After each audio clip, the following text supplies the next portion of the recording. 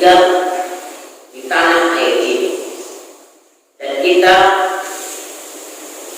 belum mendengar adanya kebolehan warga negara Indonesia memiliki duit kebangsaan, walaupun wacana itu masih kita dengar. Artinya apa?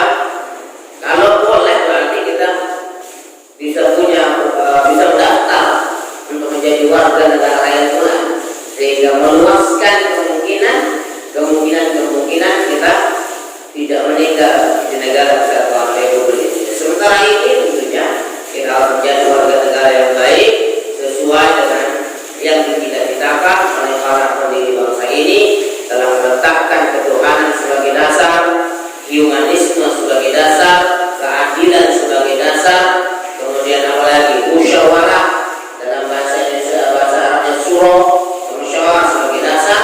Itu adalah kebaikan-kebaikan dari ajaran agama Islam pada negara kesatuan Republik Indonesia. Salam dan salam kepada baginda Rasulullah Muhammad SAW. Allahumma shalli ala sayyidina Muhammad wa ala alihi wa sahbihi ajma'in. Beliau telah Allah Subhanahu wa taala tetapkan sebagai suri tauladan. Laqad kana lakum fi rasulillahi uswatun hasanah. Sungguh pada diri Rasulullah Muhammad SAW terdapat suri tauladan. Teladan dalam apa? Teladan dalam menjalani hari-hari di dalam kehidupan kita, sehingga apa-apa yang kita maksudkan sebagai ibadah, jika tidak melandasi standar operasional prosedurnya atas ajaran dan tuntunan dari Nabi Muhammad SAW, maka itu tidak diterima sebagai sebuah ibadah, karena tidak terpenuhi syarat-syarat diterimanya ibadah, yakni yang pertama al-ikhlasu dan yang kedua al-ittiba. Namun sekali lagi tentunya kita terus berupaya setahap demi setahap dengan membaca kitab Sirah Nabawiyah. Kita tidak hanya ingin melihat kehidupan Rasulullah SAW sebagai seorang hamba Allah SWT yang mengajarkan tata cara ibadah, tapi juga mengajarkan, Nabi Muhammad mengajarkan kepada kita bagaimana mengajak orang ke dalam kebaikan. Mengajak bukan mengejek, ya kan?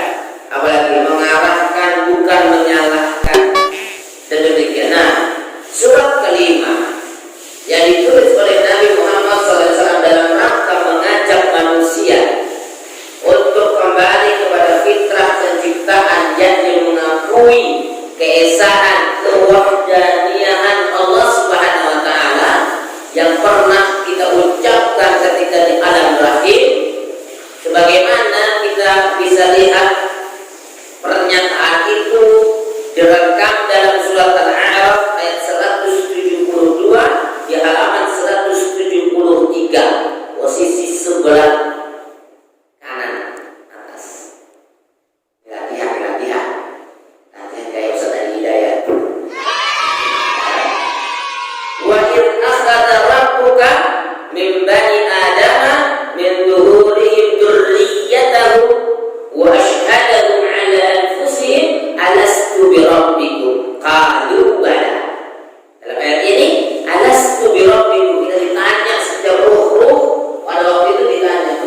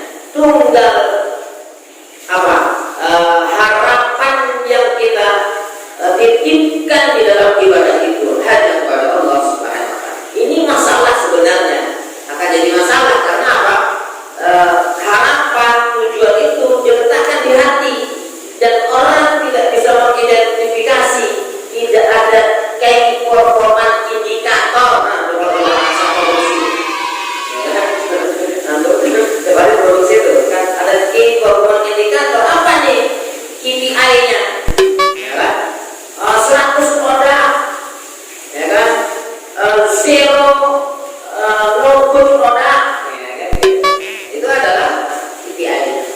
Nah, niat ketika mengesahkan Allah itu yang tahu kita dan Allah SWT, maka tidak boleh mewakili niat orang, tidak boleh mengomentari niat orang, karena kita tidak benar-benar tahu. Ya, ini soal 2 rakaat tadi soal apa coba? Itu tadi masuk soal 2 rakaat soal apa? Itu mereka yang di soal apa? Yakin soal duha. Siapa tahu itu soal subuh. Yang soal subuh juga 2 rakaat, ya kan? Siapa yang tahu? Tidak tahu, ya kan? Karena itu dia adalah baik. Surat kelima Nabi Muhammad SAW kepada penguasa di sekitar Jazirah Arab ditujukan kepada penguasa Bahrain. Bahrain artinya dari Bahrul, ya kan? Bahrul itu laut, Bahrain 2 laut. Maksudnya apa? Negara di teluk, ya kan? Negara-negara di teluk itu sudah dikirim surat. Siapa penguasanya pada waktu itu? Al-Mundir bin Sawa, bukan Al-Mundir bin Musawa, ya. Itu Habib Mundir Al-Nahum bin Sawa, ya. Siapa penggerak majelis Rasulullah. Masya Allah, ya, anak-anak muda jadi senang pengajian. Walaupun sebagian ada yang senang juga, tapi alhamdulillah, ya kan? Tahapannya memang tahapan seperti itu. Nabi Muhammad SAW menulis surat kepada penguasa Bahrain yang isinya tetapnya sama seruan agar dia masuk Islam, ajakan agar dia masuk Islam. Ngajak, bukan maksa. Ngajak artinya apa? Ngajak aja, ayo masuk Islam. Ya gitu. Kepada siapa? Ya tentunya Al-Mundir bin Sawa belum masuk Islam. Ya, belum masuk Islam. Artinya kalau ada orang, kita punya kewajiban nih. Punya kewajiban. Ada sekitar 5,3 miliar manusia yang belum masuk Islam. Ada 5,3 miliar manusia yang belum masuk Islam. Tapi apakah semuanya akan masuk Islam atau tidak? Ya kan? Tapi kita punya kewajiban meneruskan surat Nabi Muhammad SAW kepada mereka. Ya kan? Tentunya dengan cara-cara yang bijaksana, bukan bijak sini, ya. Caranya harus bijaksana. Kalau bijaksana itu melihat objek dakwahnya, bukan melihat kita sebagai subjek dakwahnya. Itu adalah bijaksana. Kalau hanya fokus pada diri kita, itu namanya bijak sini, ya kan? Baik, kita punya kewajiban itu, ya teman-teman. Artinya ada kesempatan mendapatkan pahala. Siapa tahu dari mesej-mesej yang kita kirim, ya kan, surat-surat yang kita kirim, ajakan-ajakan yang kita kirim masuk ke hati orang, kemudian menjadikan dia masuk Islam, mendapatkan hidayah taufik, ya kan? Dengan cara yang mungkin kita nggak tahu, ya kan? Mungkin sederhana, mungkin komplikatif, dan itu akan mendapatkan keutamaan mengajak orang ke dalam Islam. Apa itu? Khairun laka min umurin ni'am. Lalu siapa yang membawa surat ini? Yang membawa surat ini adalah Al-A'la bin Al-Hadrami, ya. Setelah diterima dan dibaca ajakan masuk Islam, Al-Mundir kirim bahasa, tapi bahasanya tidak secepat hari ini, ya. Kalau dalam Indonesia kita itu hari ini kirim WA 2 jam masih centang 2, tapi belum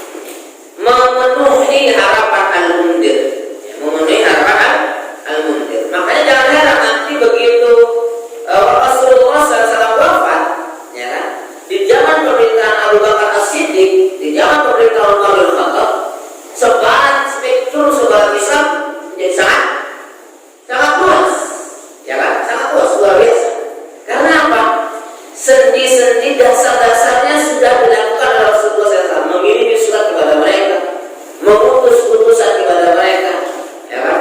Mengutus orang untuk berdomisili di sana, sehingga kalau ada info terkait dengan agama Islam bisa ditanyakan.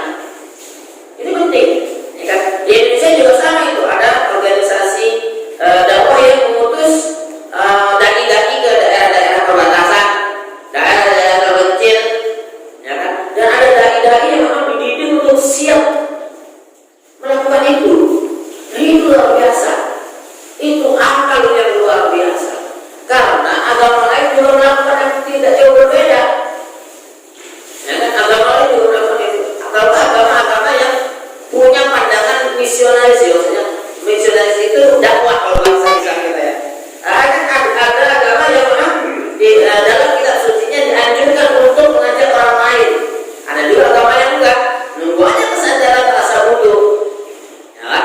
Nunggu aja kesadaran rasa butuh. Tapi ada dua, Islam dan Nasrani itu punya misi untuk menyampaikan ajaran agamanya kepada banyak orang, ya kan? Makanya kita tetap harus semangat walaupun kondisi pandemi seperti ini ya. Maka kemudian beliau menuliskan, amma ba'du, aku mengingatkanmu terhadap Allah Subhanahu wa taala. Barang siapa yang memberi nasihat, sejatinya dia memberi nasihat pada dirinya sendiri. Barang siapa yang memberi nasihat, sesungguhnya dia sedang memberi nasihat pada dirinya sendiri. Ini penting, ya kan? Penting kadang-kadang ada tipikal orang itu, ya kan? Dia akan istiqomah atau mendapatkan sarana keistiqomahan itu setelah dia masuk kepada komunitas, ya kan, pada organisasi. Makanya komunitas kebaikan itu harus dipelihara. Nah, sama seperti saya ketika menyampaikan ini, itu sebenarnya yang paling banyak ambil manfaat ya saya, dan saya merasakan itu.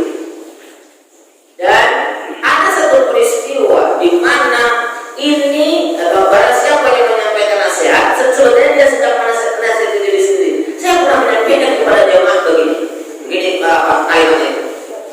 Orang laki-laki, kaum laki-laki itu melaksanakan sholatnya di masjid.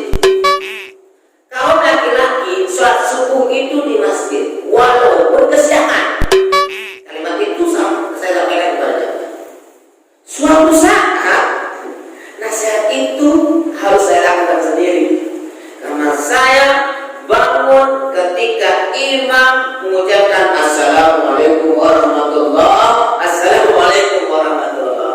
Saya baru bangun, ya kan? Karena ini musola, ini rumah tetangga, di sini rumah saya.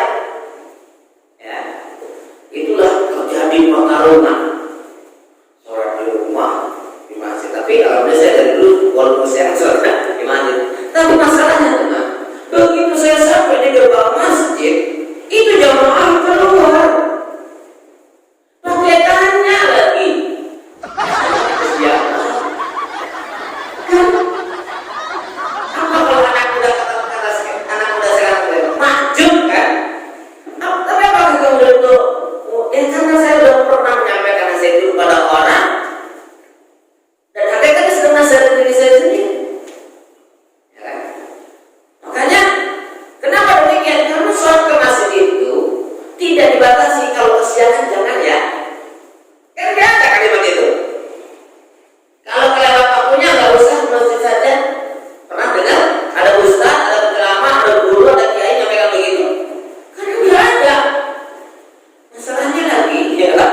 Kalau bapaknya jauh lebih siang misalnya, dan itu kita terapkan, kita sampaikan kepada siswa-siswa kita. Ya, pada siswa-siswa di SMA Anu itu, kita tanya kalau lagi masuk di sekolah itu, sholat subuh di mana? Di rumah. Tanda silam. Sudah sholat subuh belum? Ada yang belum? Kita suruh salat. Kenapa? Kewajiban sholat itu tidak pernah hilang. Ya kan? Makanya kita itu walaupun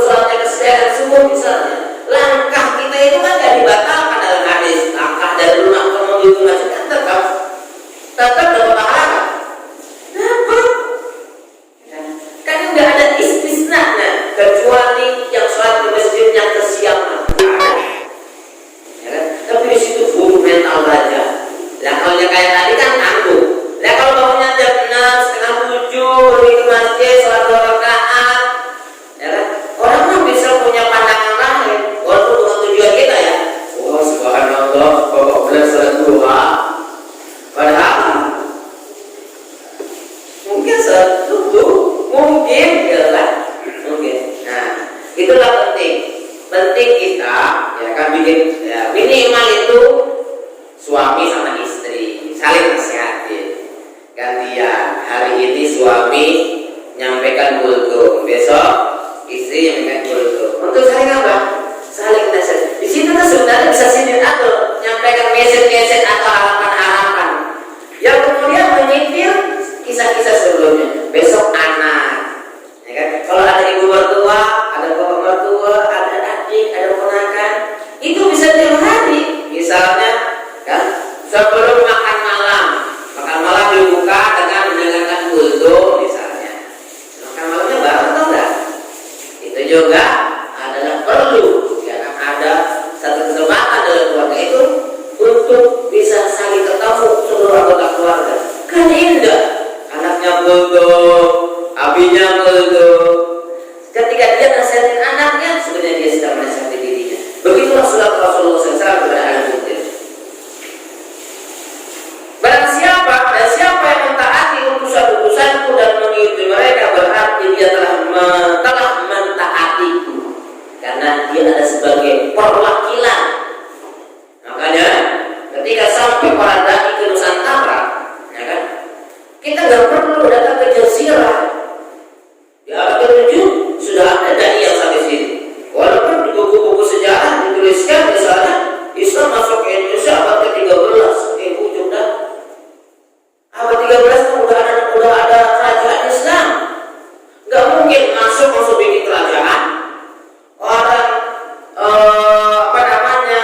masyarakatnya itu hidup mudah, masa datang langsung ada kerajaan, kan nggak mungkin, ya kan? Butuh waktu yang panjang untuk membuat proses itu, ya kan? Makanya alhamdulillah, ya kan? Islam di Indonesia itu yang cukup tentara ubahannya, diakui oleh dunia internasional sebagai umat yang paling persentasenya paling banyak. Haji paling banyak. Orang umum yang tahu itu orang Indonesia yang walaupun pendapatan per kapitanya menurut data di Kementerian Agama masih banyak yang belum masih prasejahtera, masih banyak yang prasejahtera. Tapi kalau pengen pergi umrah, pengen pergi haji, itu semangatnya tinggi, buktinya apa? Antriannya makin panjang. Kabupaten Bekasi antriannya berapa? 15 sampai 18 tahun. Antum nabung hari ini, daftar hari ini, 8 tahun, 12 tahun kemudian baru berangkat, masih hidup. Ya kan? Ini adalah satu keuntungan. Artinya apa? Lihatlah bagaimana nikmat Allah yang luar biasa pada diri kita. Barang siapa yang memberikan nasihat kepada mereka, berarti dia telah memberi nasihat karena aku, ya kan? Dan sesungguhnya para utusan itu telah menyampaikan pujian yang baik atas dirimu. Disinilah ada feedback, ada laporan LPG dari siapa? Dari utusan Rasulullah, ya. Al-Ala ya bin Al-Qadrami. Artinya apa? Disampaikan. Dan orang kalau mendapatkan feedback itu kan senang. Mendapatkan feedback itu senang. Mendapatkan balasan dari apa yang dilakukan dan apa yang dia sampaikan itu senang. Teman-teman yang dimuliakan Allah Subhanahu wa taala, aku telah memberi syafaat kepadamu tentang kaummu, ya, memberi syafaat, ya, diberikan syafaat. Biarkanlah kaum muslimin karena mereka telah masuk Islam, aku memaafkan orang-orang yang berbuat dosa dan terimalah penyesalan mereka. Artinya apa? Tidak ada pintu kebaikan itu tidak pernah tertutup. Nah, ini sehingga kita bisa menyadari bagaimana kemudian Islam agama ini itu mengajak umatnya untuk Al-Quran menyebut orang Islam itu sebagai umat al-wasatoh. Umat al-wasatoh artinya apa? Kalau dalam bahasa yang sederhana yang bisa dipahami oleh banyak orang, umat al-wasatoh itu arti umat yang objektif. Objektif dalam apa? Dalam perilakunya. Dan objektivitas orang Islam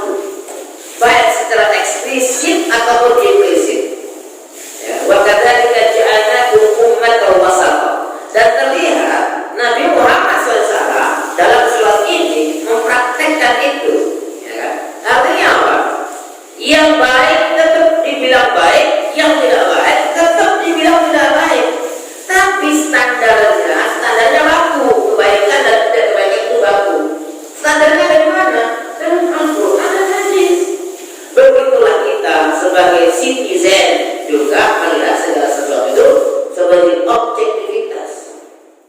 Misalnya apa? Kita lupa. Ya. Misalnya hari ini sedang ramai apa di Indonesia? Ya kan? UU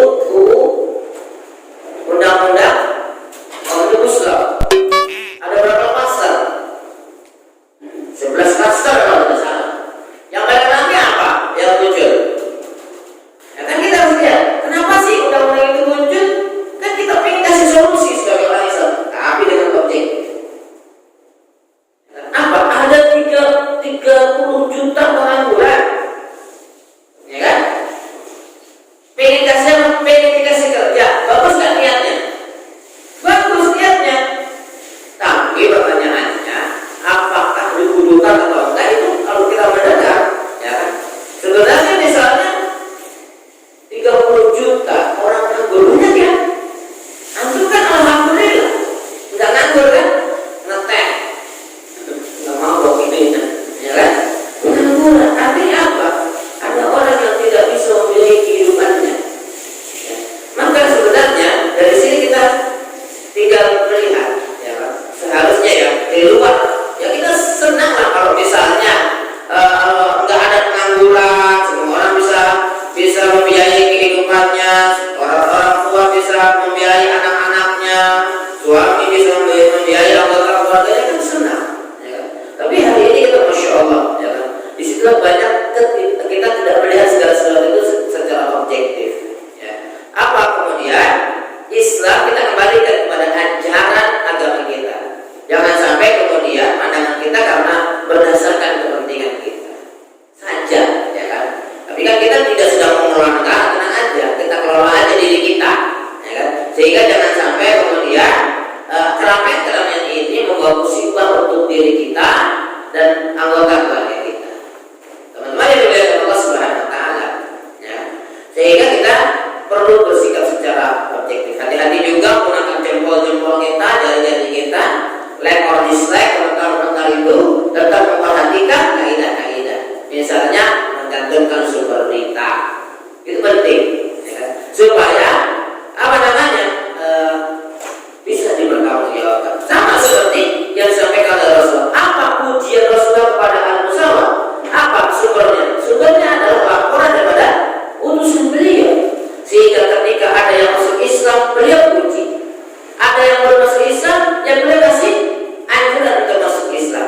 Disinilah kita kemudian belajar dari surat yang ditulis oleh Rasulullah SAW kepada Al-Mundir bin Sawan, ya kan, penguasa Bahrain. Islam bukanlah momok, ya. Islam itu bukan sesuatu yang ditakutin, ya. Bukannya sesuatu yang harus ditakutin. Kenapa? Belum pernah ada ceritanya, ya kan, di daerah-daerah yang dalam sejarah, ya kan, dalam sejarah daerah-daerah yang dikuasai oleh kaum muslimin, yang ada dalam pengelolaan kaum muslimin, itu kemudian memaksa pemeluk agama lain untuk masuk Islam, agar kemudian memusnahkan mereka. Tidak, karena Islam menginginkan semua orang kembali kepada fitrahnya, tapi dengan cara nasihat, bukan dengan cara pemaksaan. Makanya dalam ayat Al-Quran, objektivitas kita itu dikatakan la ikraha fiddin, tidak boleh ada pemaksaan dalam beragama, ya kan? Artinya apa? Surat-surat ini hanya memberikan anjuran, masuklah kaum Islam, kamu akan mendapatkan keselamatan, dan begitu, ya, begitu. Sehingga kita bisa melihat, ya, harmoni dalam kehidupan kaum muslimin itu terjadi. Sehingga ada suatu masa dalam sejarah Islam itu ditulis, ya, bahwasanya ada masyarakat yang tidak mau menerima bantuan dari pemerintah. Ada satu masa masyarakat itu tidak mau menerima bantuan dari pemerintah. Apa misalnya? Distribusi zakat tidak menemukan mustahiknya. Bukan karena nggak ada orang miskin, tapi di antara mereka ada jiwa ingin mendahulukan orang lain. Jangan datang petugas zakat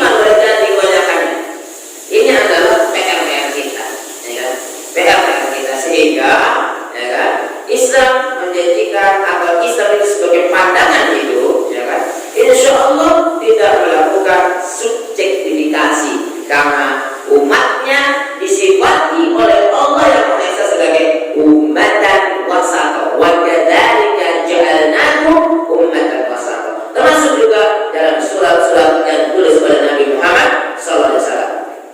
Maka kemudian yang dimaafkan, diberikan anjuran, bahkan Nabi Muhammad SAW memberikan garansi jika engkau tidak berbuat semena-mena, engkau akan tetap menjadi penguasa lain, ya kan? Akan menjadi terkuasa. Kenapa?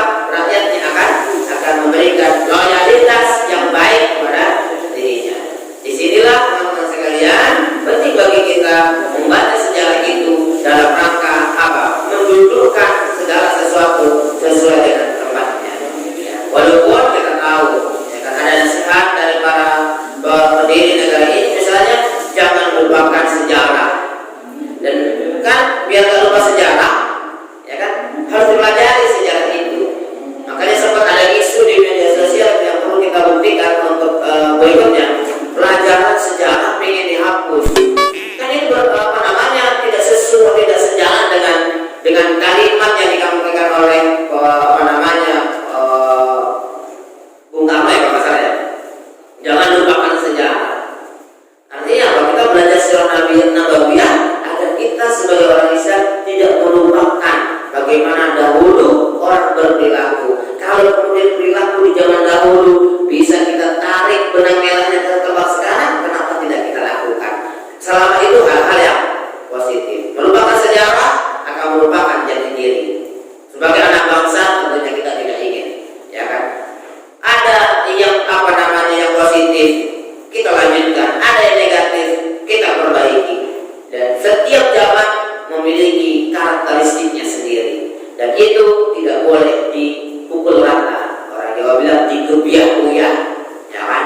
Dipukul rata. Semua tetap proporsional, tetap objektif memandangnya. Kalau ada